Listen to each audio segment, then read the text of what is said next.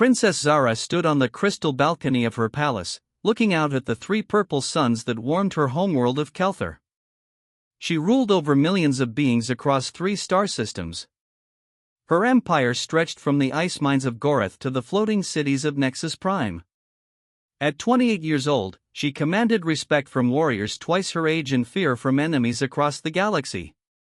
The Keltharian people were born for war. Their blue-scaled skin could deflect most energy weapons. Their forearms made them deadly in close combat. Their culture celebrated strength above all else. Every noble family measured their worth by the battles they had won and the territories they controlled. Zara had proven herself in combat many times. She had led the fleet that crushed the rebellion on Titan VII. Her tactical genius had ended the siege of the Meridian colonies in just 3 days. The scars on her arms told stories of personal duels with rival commanders. No one questioned her right to rule. But despite all her victories, Zara felt restless. The constant fighting had grown tiresome. She wanted something different from life, though she could not name what that might be. Everything changed when the human delegation arrived on Kelthar. The Galactic Council had arranged a cultural exchange program between different species. Humans were relatively new to interstellar politics. Most alien races considered them weak and primitive. They had no natural armor like the Keltharians. They possessed no psychic abilities like the Mindari. Their technology lagged behind more advanced civilizations by centuries. When the human transport ship landed at the Royal Spaceport, Zara went to greet the visitors personally. Diplomatic protocol required it, but she also felt curious about these strange beings from Earth. The human delegation consisted of 5 individuals. 4 were typical diplomats and scientists, wearing formal clothes and nervous smiles. But the 5th human caught Zara's attention immediately. His name was Ben Williams, and he looked nothing like what Zara expected from a warrior species. He stood average height for a human, with brown hair and kind blue eyes. His clothes were simple and practical. He carried no visible weapons. When he bowed respectfully to greet her, his movements were gentle and precise. "Your Highness," Ben said in carefully pronounced Keltharian. "I am honored to meet you. I have studied your culture for many years." Zara found his accent charming. Most aliens struggled with the clicking sounds in her language, but Ben spoke it smoothly. "You are a soldier?" she asked. Ben smiled and shook his head. "I am a scholar, Your Highness. I study ancient literature and philosophy. I came here to learn about Keltharian poetry and art." This surprised Zara greatly. In her experience, only the weak sought careers in scholarship. Warriors earned respect through strength and conquest. Yet Ben seemed completely comfortable admitting his peaceful profession. "Poetry?" Zara repeated. "You study poetry?" "Among other things," Ben replied. "I believe we can learn much about a people through their artistic expressions. Would you perhaps show me your royal library sometime?" No one had ever asked to see the library. Most visitors wanted tours of the weapons factories or the war college. Zara found herself intrigued by this unusual human. Over the following days, Zara spent increasing amounts of time with Ben. He was supposed to stay for only 2 weeks, but she extended his visit indefinitely. The human fascinated her in ways she had never experienced. Ben spent his mornings in the royal library, translating ancient Keltharian texts into human languages. His afternoons were devoted to the palace gardens, where he helped tend the exotic plants with remarkable skill. He could make dying flowers bloom again with patient care and gentle hands. In the evenings, Ben would share stories about Earth with Zara. He spoke of human history and culture with deep knowledge and obvious love for his species. He told her about Earth's oceans and forests, about human art and music. His words painted pictures that made Zara dream of visiting his homeworld someday. What impressed Zara most was Ben's complete lack of arrogance. He never boasted about human achievements. He showed genuine interest in Caltharian customs and asked thoughtful questions about her empire's history. When courtiers challenged him with difficult political questions, Ben answered honestly and humbly. "Do humans have warriors?" asked General Vex during one formal dinner. "We do," Ben replied calmly. "But we prefer peaceful solutions when possible. Violence should be the last choice, not the first." The Caltharian nobles laughed at this response. They considered it proof of human weakness. But Zara noticed that Ben did not seem offended by their laughter. He simply continued eating his meal with quiet dignity. As weeks passed, Zara realized she was falling in love with the gentle human scholar. This created a major problem. Caltharian princesses traditionally married powerful warriors from allied noble families. The royal bloodline must remain strong for future generations. Marrying an alien would be shocking enough, but choosing a weak alien would be seen as madness. Zara's advisors became increasingly worried about her relationship with Ben. They arranged meetings with suitable Caltharian suitors, hoping to distract her from the human. Lord Corax, heir to the military-industrial complex, brought gifts of rare weapons. Commander Thale, victor of the Centauri campaigns, recited his battle honors. Duke Varian challenged other suitors to duels to prove his superiority. Ben watched these displays with polite interest but no jealousy. When Zara asked his opinion of her suitors, he spoke honestly. "They are impressive warriors," Ben said. "Any of them would bring military strength to your alliance. You should choose based on what you believe is best for your people." This response only made Zara love him more. Ben cared about her happiness and her responsibilities as a ruler. He placed her needs above his own desires. No Caltharian male had ever shown such selfless consideration. Zara made her decision during the festival of the Crimson Moon. The entire court gathered in the Great Hall for the traditional ceremony where unmarried nobles could declare their romantic intentions. Lord Corax stepped forward first, offering his family's vast military resources in exchange for marriage to the princess. "I can give you 1,000 warships and 10 million soldiers," Corax declared loudly. Commander Thale followed with his own proposal. "I offer you victory in any battle and glory that will last forever." Duke Varian's proposal was simpler but no less dramatic. "I offer my sword, my life, and my unconditional loyalty until death." The crowd waited for Zara's response. According to tradition, she should choose one of these powerful suitors or reject them all to consider other options later. Instead, she shocked everyone by calling Ben forward. "Human Ben Williams," she announced in her formal voice. "What do you offer?" Ben looked uncomfortable with the public attention, but he stepped forward bravely. "Your Highness, I offer only myself. I have no armies or fleets. I cannot promise you military victories or expanded territories. I can only promise to love you completely and support your dreams with all my abilities." The Great Hall fell silent. Several nobles began whispering angrily among themselves. This was unprecedented in Caltharian history. "I accept your proposal," Zara declared clearly. The reaction was immediate and intense. Lord Corax shouted objections. Commander Thale demanded the right to challenge Ben to a duel. Duke Varian accused the princess of bringing shame to the royal bloodline. The other nobles joined in with their own complaints and protests. Zara raised her hand for silence. "I am your princess and future empress. This is my choice to make. Anyone who questions my judgment questions my right to rule." The threat was clear and effective.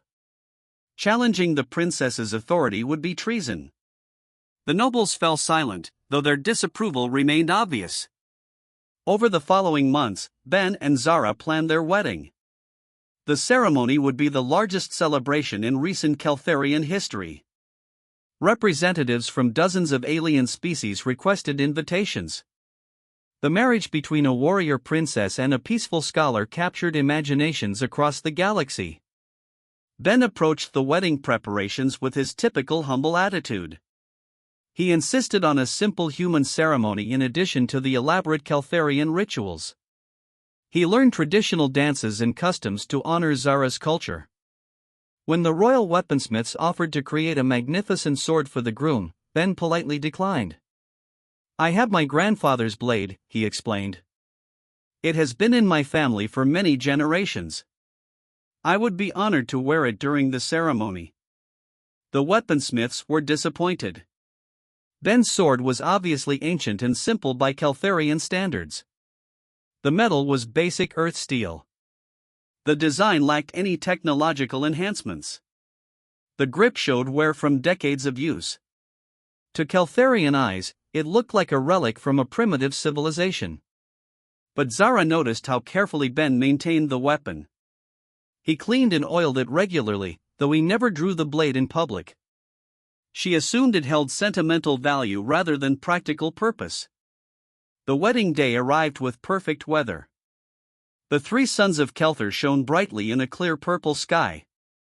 Thousands of guests filled the palace grounds. The ceremony combined human and Caltharian traditions in a beautiful blend of cultures.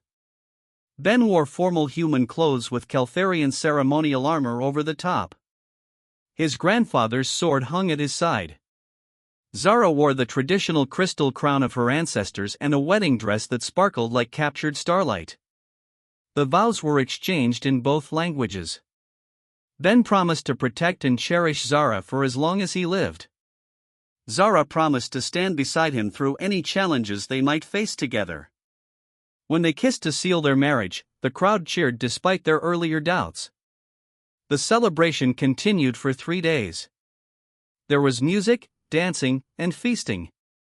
Athletes competed in traditional games. Poets recited verses about love conquering all barriers. Fireworks lit up the night sky in brilliant displays. Ben charmed many guests with his gentle manner and obvious devotion to his new wife. He danced awkwardly but enthusiastically to Caltharian music. He listened patiently to long military stories from veteran officers. He admired weapons collections and praised artistic achievements with equal sincerity. Some guests began to reconsider their initial negative opinions of the human. Perhaps there was more to strength than physical power. Perhaps wisdom and kindness had their own value in a ruler's husband.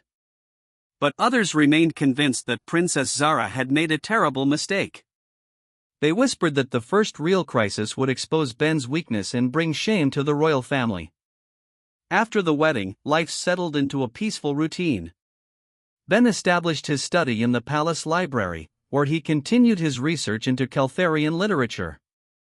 He discovered lost poems and forgotten histories that excited the royal scholars. His translations helped preserve ancient texts that might have been lost forever. Zara resumed her duties as princess and military commander. She led diplomatic missions to neighboring systems. She reviewed battle plans with her generals. She made decisions about trade agreements and territorial disputes.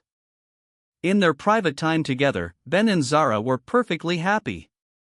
They walked through the palace gardens each evening, discussing their days and sharing their thoughts. Ben taught Zara about human philosophy and art. Zara explained the complexities of interstellar politics and military strategy. Ben seemed genuinely interested in Zara's work as a leader. He asked intelligent questions about her decisions.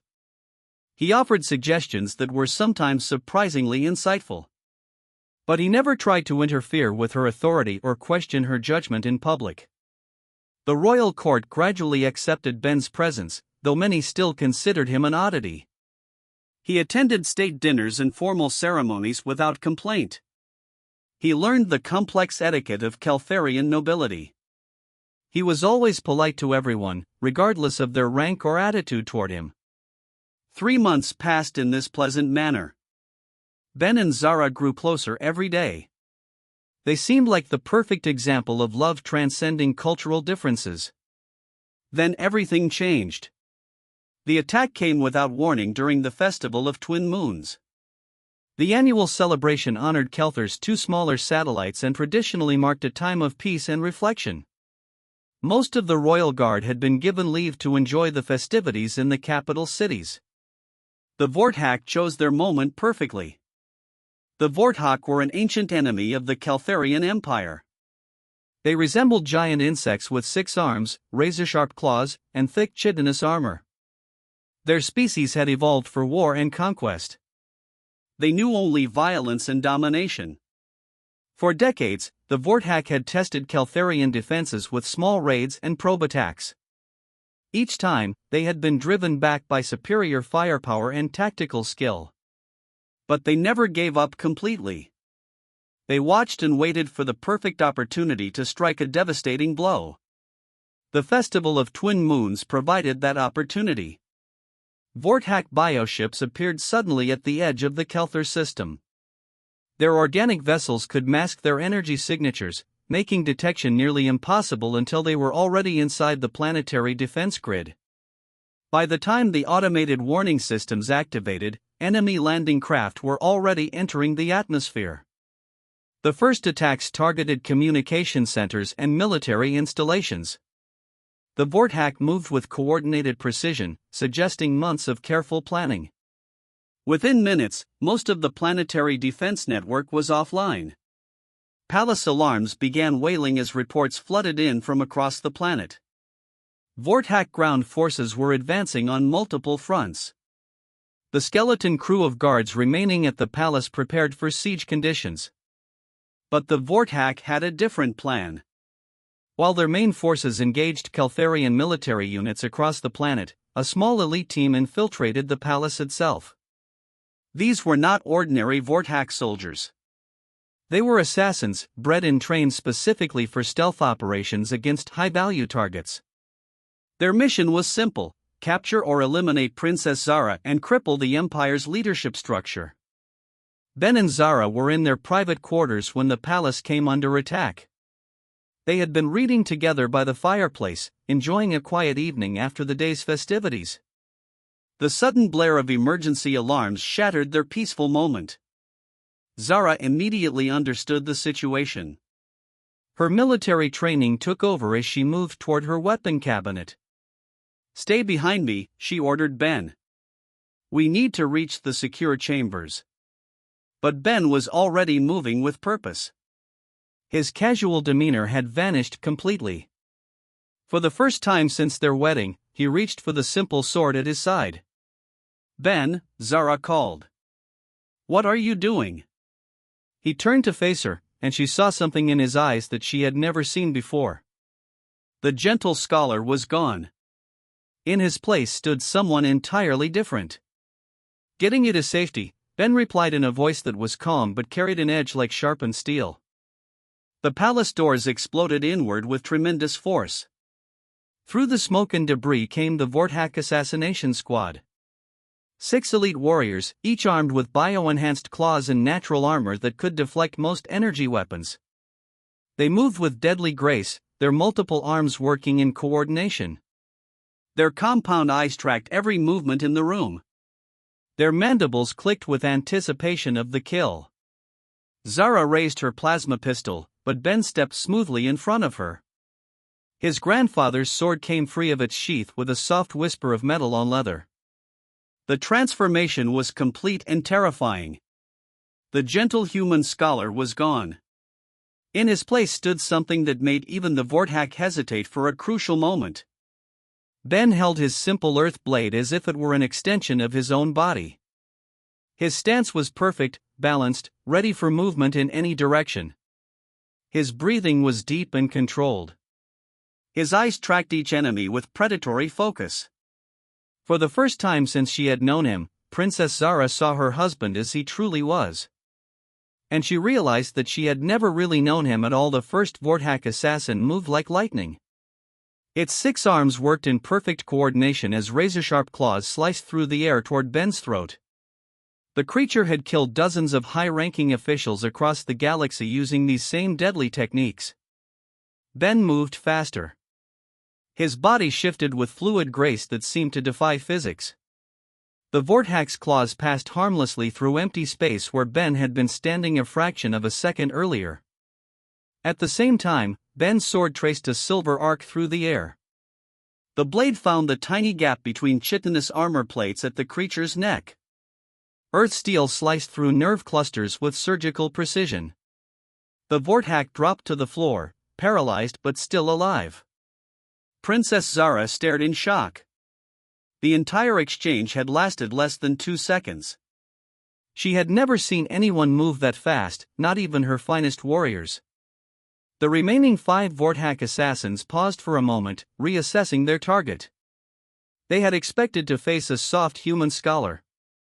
Instead, they found something far more dangerous. Ben stood calmly between his wife and the enemies. His breathing remained steady and controlled. The tip of his sword pointed toward the floor, but his body was ready to explode into motion at any instant. "You should leave now," Ben said quietly in perfect Vorthak language. This surprised the assassins even more.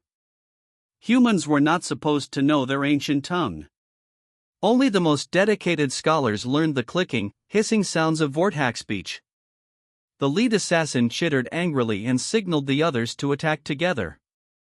They had been trained never to show weakness or retreat from any battle. 4 Vorthak warriors launched themselves at Ben simultaneously from different angles. Their strategy was simple and effective.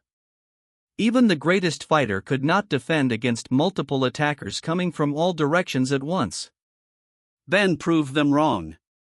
He moved with a speed and precision that seemed impossible for any biological creature.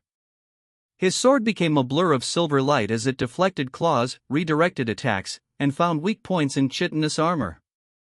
Ben fought nothing like a Keltharian warrior. Where Zara's people used brute strength and aggressive tactics, Ben employed something far more sophisticated. Every movement served multiple purposes. A block became a counterattack. A step backward positioned him for the next strike. A breathing pattern that maintained perfect energy control throughout the battle. The second Vorthak fell when Ben's blade found the nerve cluster behind its left shoulder. The creature collapsed, its limbs twitching uselessly. The third assassin tried to grab Ben with its powerful arms, but the human slipped away like water and struck at pressure points that shut down the creature's motor functions. Zara watched in amazement as her gentle husband dismantled the most elite fighters in the Vorthak military. Ben moved like a dancer, each step flowing naturally into the next. His sword work revealed centuries of human martial tradition compressed into deadly artistry. The 4th Vorthak managed to rake its claws across Ben's shoulder, tearing his formal jacket and drawing blood. But the wound only seemed to focus Ben's attention more intensely. His response was swift and precise. The creature found itself on the floor with Ben's boot pressing against its throat. Only the lead assassin remained standing. This Vorthak was larger and more experienced than the others. Scars across its carapace told stories of many successful missions. It had never failed to eliminate a target. "What are you?" the creature hissed in its own language. "A librarian," Ben replied calmly, still speaking perfect Vorthak. The assassin charged with desperate fury. Its 6 arms moved in a complex pattern designed to overwhelm any defender. Claws slashed from multiple angles while powerful legs drove the creature forward with tremendous force. Ben met the attack head-on. His sword moved in patterns that seemed impossible, deflecting strikes while simultaneously creating openings for counterattacks. The fight became a deadly dance between alien biology and human technique. For 30 seconds, the combatants moved at superhuman speed. Claws met steel in a symphony of ringing impacts. The Vorthak's natural advantages in strength and reach meant nothing against Ben's superior skill and tactical awareness. The end came suddenly. Ben's blade found the cluster of nerve endings at the base of the creature's skull. The Vorthak froze in place, completely paralyzed but fully conscious. "Sleep," Ben said softly, pressing a specific point that rendered the assassin unconscious. The battle was over. Ben stood among 6 fallen enemies, his simple earth sword gleaming in the firelight. His breathing was slightly elevated but still controlled. A thin line of blood marked where claws had scratched his shoulder, but otherwise he appeared completely unharmed. He turned to face Zara with the same gentle smile she had fallen in love with months ago. The deadly warrior vanished as quickly as he had appeared, replaced once again by the kind scholar she had married. "Are you hurt?" Ben asked with genuine concern. Zara could not find words to respond. Everything she thought she knew about her husband had been shattered in the space of a few minutes. The gentleman who wrote poetry and tended gardens had just defeated an elite Vorthak assassination squad with apparent ease. "How?" she finally managed to whisper. Ben cleaned his blade methodically before sheathing it. "My family has practiced martial arts for many generations," he explained simply. "My grandfather taught me when I was young." "Martial arts?" "The way of fighting," Ben translated. "But it is much more than that. It teaches discipline, patience, respect for life. The goal is not to harm others, but to protect what you love." Zara looked at the paralyzed Vorthak warriors. "They are still alive." "Yes," Ben confirmed. "There was no need to end their lives. They were following orders.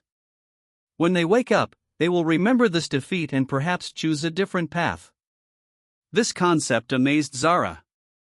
Keltharian warriors would have shown no mercy to assassins who threatened the royal family.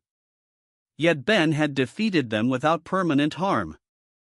His strength was combined with compassion in a way she had never imagined possible. Palace guards burst into the room, finally responding to the emergency alarms.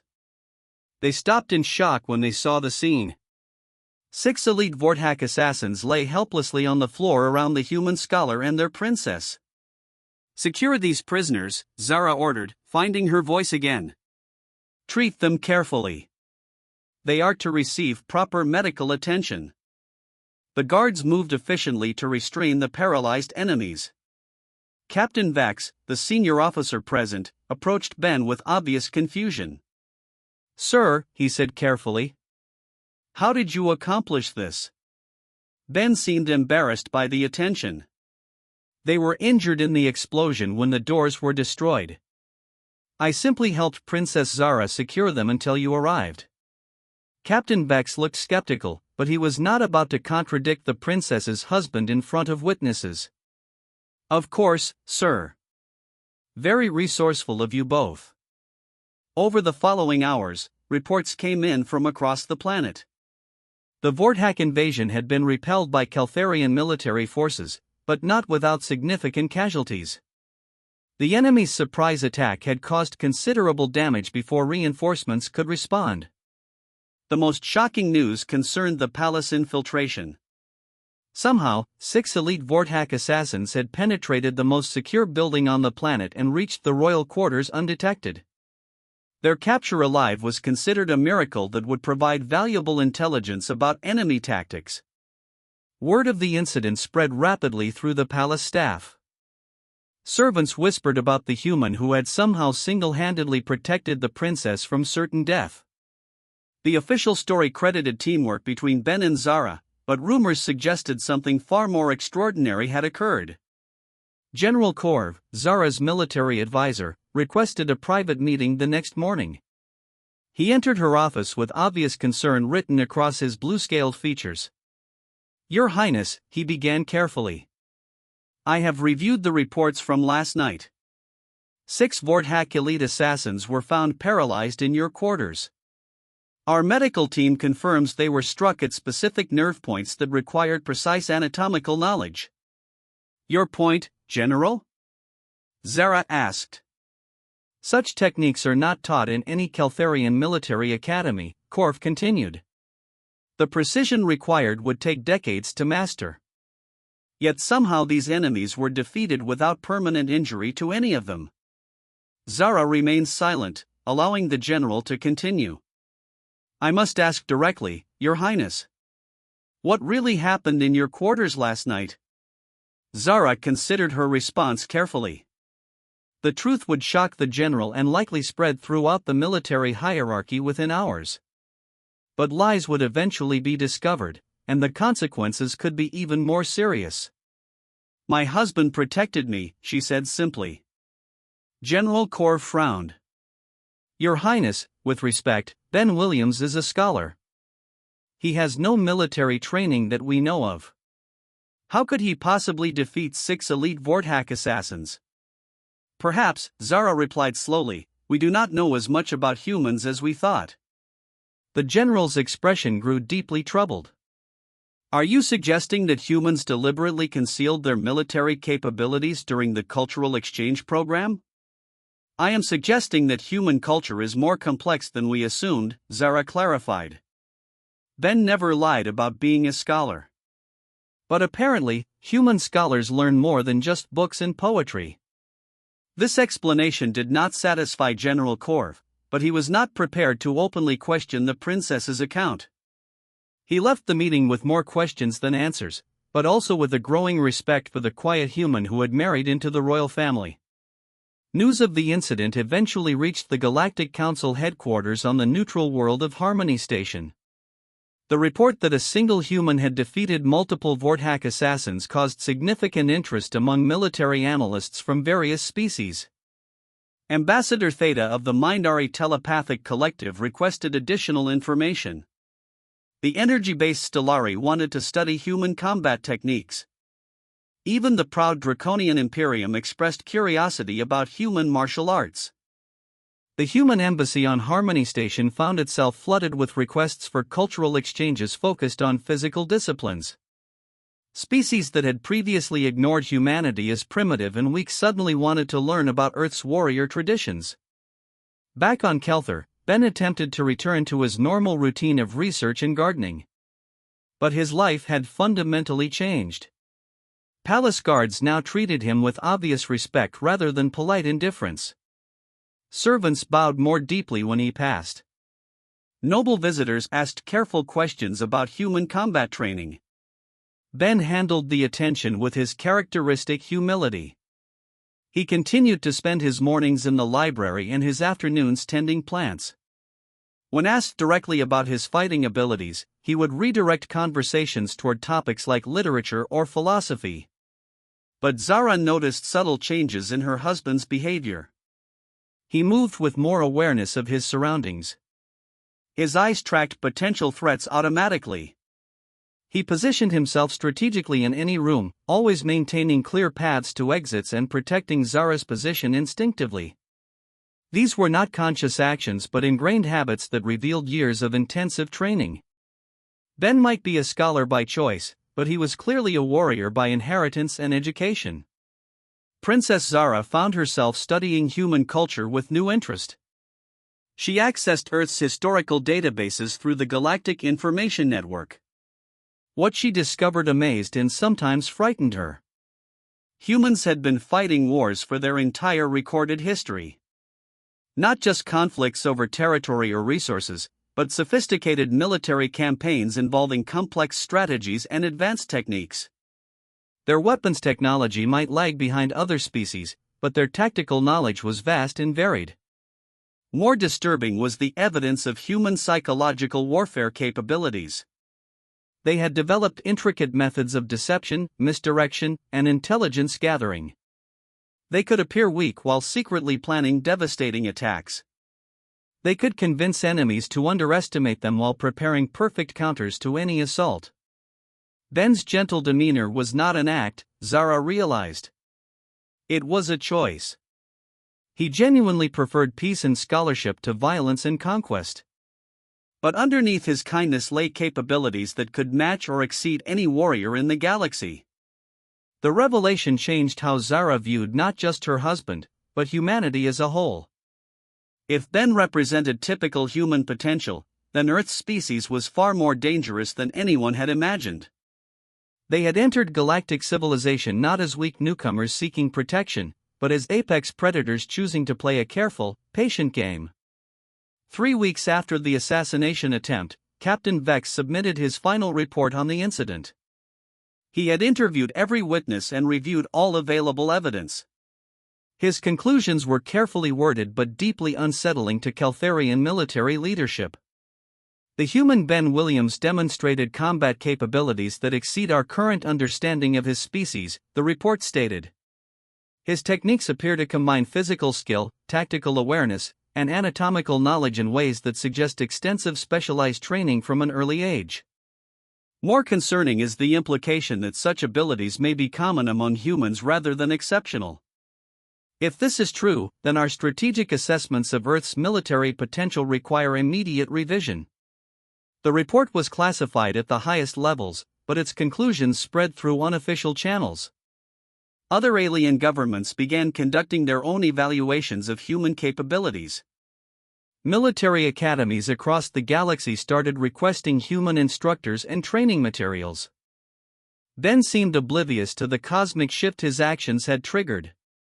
He continued his quiet work, translating ancient texts and caring for his garden. When Zara mentioned the growing galactic interest in human martial arts, he simply shrugged. "People always want to learn about fighting," he observed.